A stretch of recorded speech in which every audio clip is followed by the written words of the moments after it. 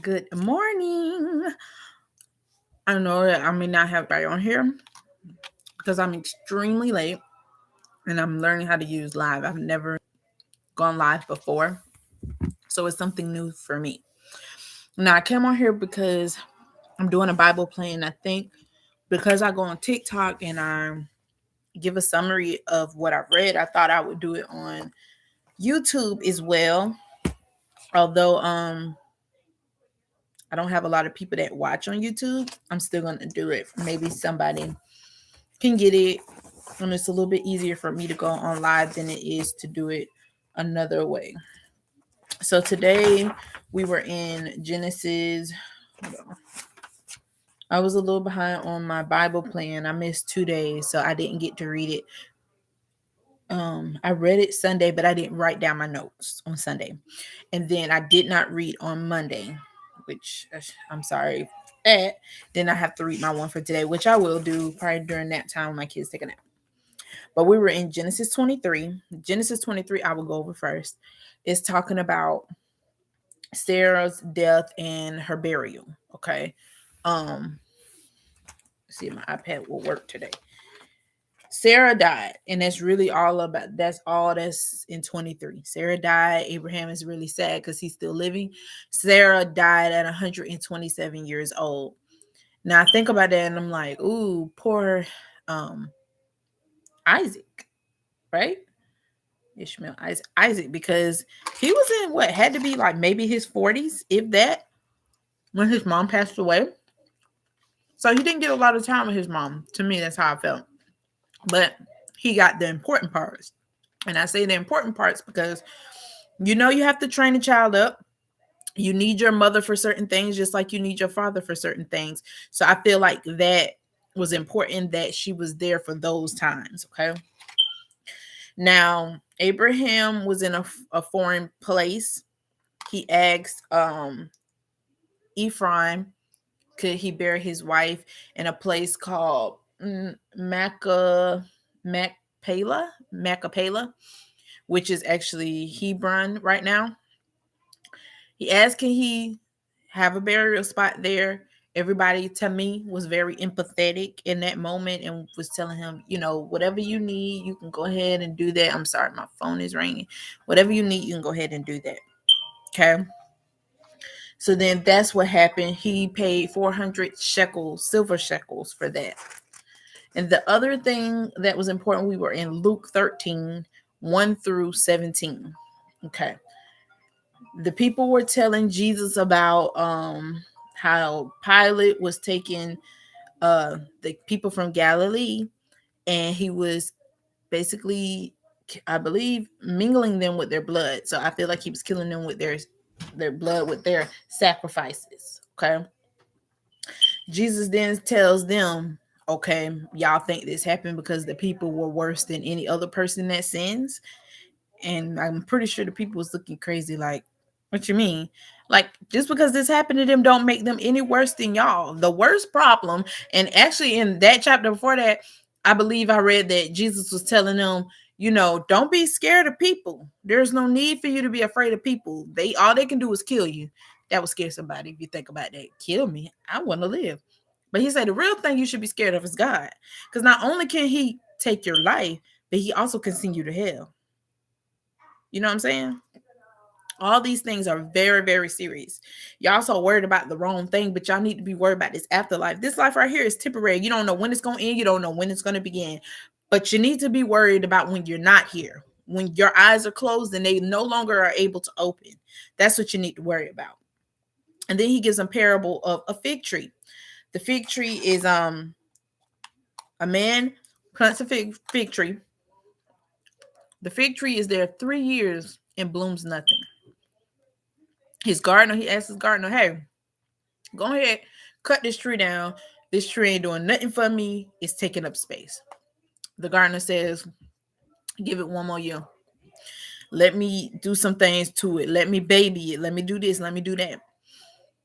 Okay, basically what they're saying is the gardener is the gap. Somebody is standing in the gap for you guys. God is planting y'all and y'all are producing nothing, after he has planted so much into you. You guys are doing nothing. So the gardener is standing in the gap, say, hey, give him some more time. Give him some grace, God. Give him some grace. We're going to try to get this thing together. If it don't work, you got to do what you got to do. But you don't know. Just let it, just give it some time. That's how I feel about Jesus too. We do so much, just like this pandemic. We act like we don't know what's going on in the world. We act like life is over if we can't get out or if we stay in the house. Now, don't get me wrong. I don't think we're made to stay in the house and be cooped up. That's how people gain these spirits of anxiety and depression. But I do believe that it's a wake-up call for us, but nobody's listening. I feel like this pandemic still nobody's listening. That's all I can say about that. Y'all either gonna listen or y'all not gonna listen. That's just like with Noah tried to tell the people. It's just like when with Jonah had to go to the people and tell them about stuff. Y'all either gonna listen or you're not gonna listen. The whole purpose is for me, this girl right here, is to send that message out and keep it moving my life. I'm trying to give it to y'all in the best way I can so y'all could be accepting to it. I don't want to give it to y'all and y'all feel like I'm doing too much of my neck or y'all feel like this and that. But I can only please some people. I can't please all. Okay, now that's the parable. And then the last one in Luke was the spirit of infirmity. That was the title in my Bible. It says, which infirmity means a mental or physical weakness. Okay, a mental or physical weakness.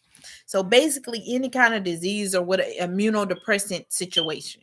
Okay, Jesus heals a woman who was bent over for 18 years. 18 years, this woman was bent over. Could you imagine spending 18 years over like this? Can you imagine? That's so hard. The ruler of the synagogue did not like that he healed her because it was a Sabbath day. So he talked to people saying, you can be healed on 6 other days. Just don't choose the Sabbath to want to be healed. I ain't got no problem with you doing that, Jesus, but this is Sabbath day. So everybody listen up.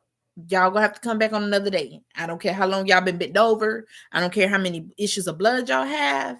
Don't come here on Sabbath. Jesus looks at him and like, hypocrite. You're dead wrong. So you mean to tell me when y'all need to eat, y'all don't eat? When your ox needs some water, you don't give it no water? Your donkey need water, you don't give it no water? Y'all don't walk y'all dogs? Okay, so that's okay, but this lady needed healing and it don't matter. Yeah, he wasn't with it. He wasn't with it at all. Now, after Jesus said what he said, that man was shamed. Now, it actually said in my Bible, I want to say the CEV version, ashamed. So he was shamed because Jesus had put him in his place.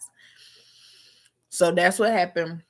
And then the next one is Psalms. So I think it goes from the Old Testament, the New Testament, and like in the middle, so that it could be the whole Bible can be read in the year.